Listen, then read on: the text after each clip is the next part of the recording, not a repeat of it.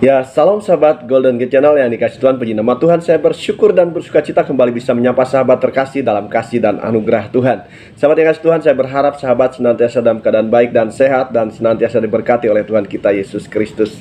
Ya, sahabat yang kasih Tuhan, saya terus mohon dukungan untuk Golden Gate Channel dengan cara subscribe, like, komen, dan share setiap video yang ditayangkan hingga channel ini boleh berkembang dan banyak orang yang boleh diberkati melalui setiap tayangan video kami. Ya, bagi yang sudah mendukung Golden Gate Channel selama ini, saya ucapkan banyak terima kasih, dan kiranya kasih dan kebaikan Tuhan terus Tuhan limpahkan senantiasa bagi kehidupan kita sekalian. Ya, sahabat yang kasih Tuhan, hari ini kita akan membahas mengenai yaitu pusaka atau pengaruh pusaka, kekuatan pusaka. Nah, sahabat yang kasih Tuhan, apa itu pusaka? Ya, pusaka adalah suatu istilah yang digunakan untuk menyebut suatu benda yang dianggap sakti atau keramat.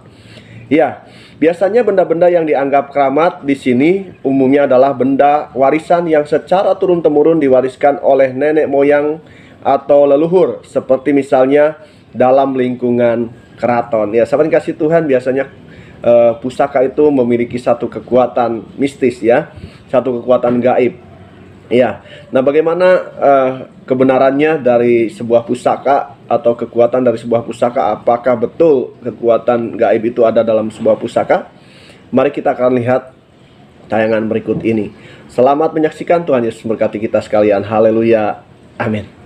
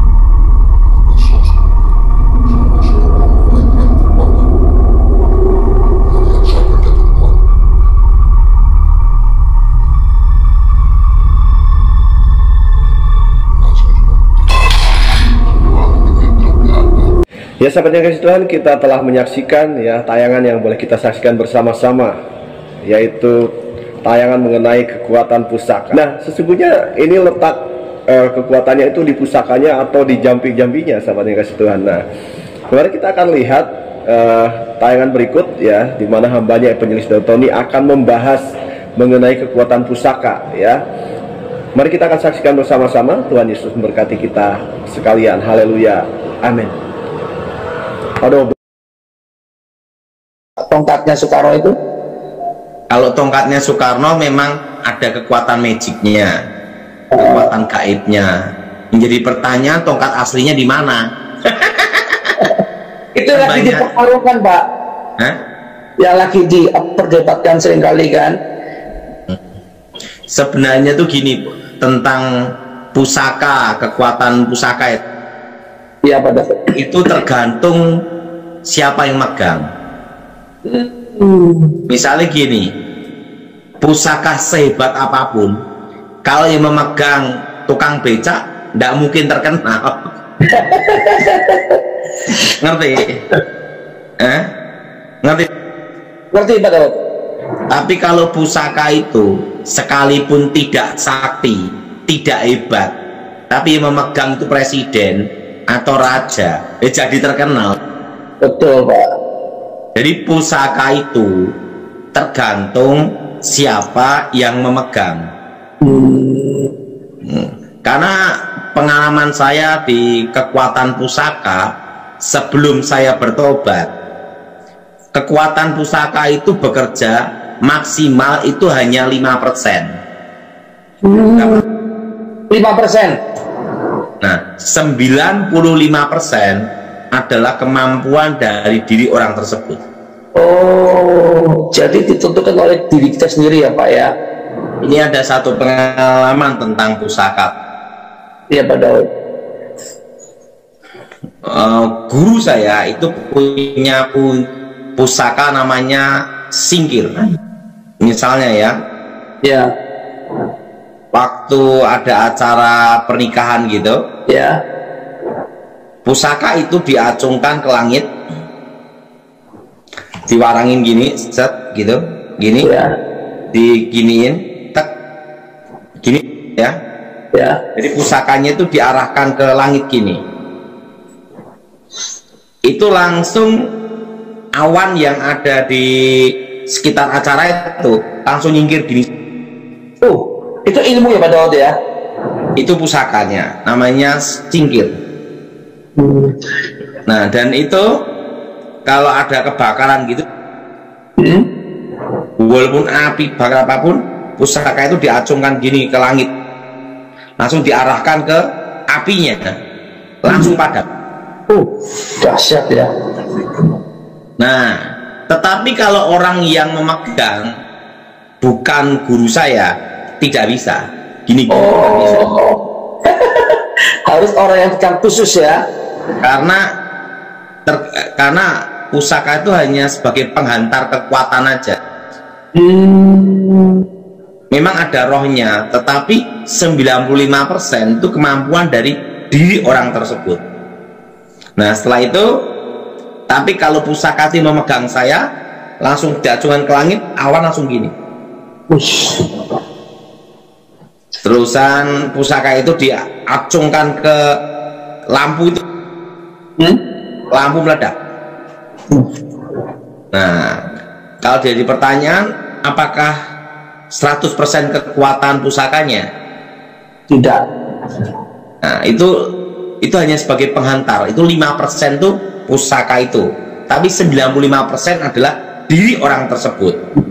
Nah, karena untuk memegang pusaka itu seseorang harus menguasai ilmu.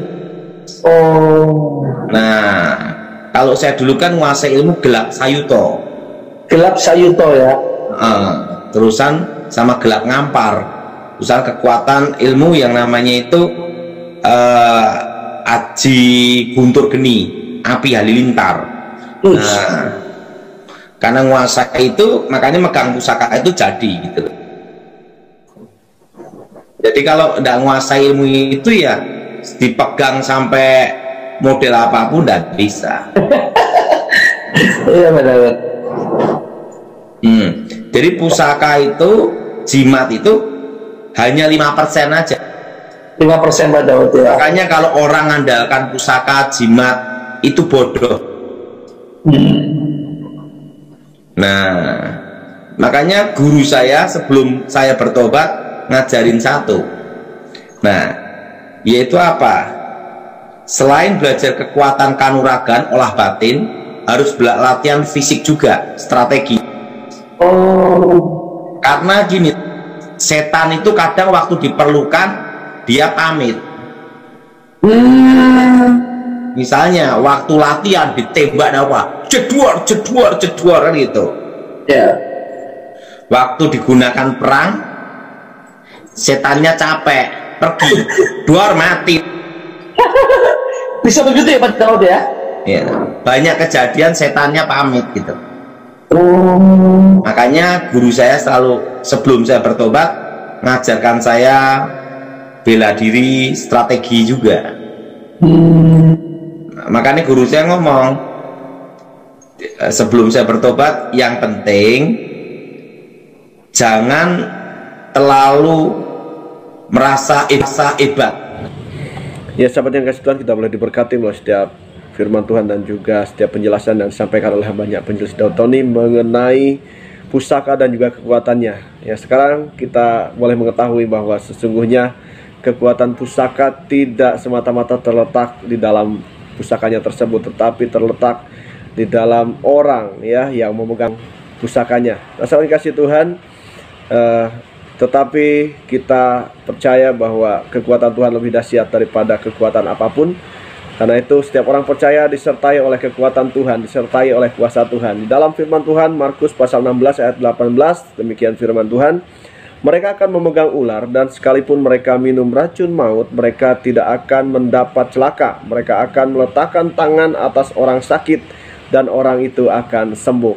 Nah, ini saudara yang kasih Tuhan, kuasa yang disertai oleh Tuhan, di mana Tuhan menyertai kita dengan kuasa yang dahsyat, yang luar biasa. Orang percaya sanggup melakukan segala perkara-perkara yang ajaib ya, karena disertai oleh kuasa Tuhan. Karena itu, sahabat yang kasih Tuhan, jangan mengandalkan kuasa yang lain, mengandalkan kekuatan yang lain, tetapi andalkanlah Tuhan dalam hidup kita, karena Tuhan telah memberikan kuasa kepada kita untuk menyatakan mujizat, untuk menyatakan kuasa yang luar biasa, untuk menyatakan yaitu hal-hal yang dahsyat di dalam hidup kita. Nah, sahabat dikasih Tuhan, jikalau sahabat diberkati melalui setiap penjelasan di dalam video ini, kiranya sahabat senantiasa terus memberikan komentar ya di kolom komentar untuk mendukung, sehingga channel ini boleh berkembang, dan juga masukan-masukan yang boleh memberikan satu yaitu masukan yang positif, sehingga channel ini boleh semakin maju ya, berkembang dan juga menjadi berkat bagi banyak orang. Terima kasih sahabat, Tuhan Yesus memberkati kita sekalian. Haleluya, amin.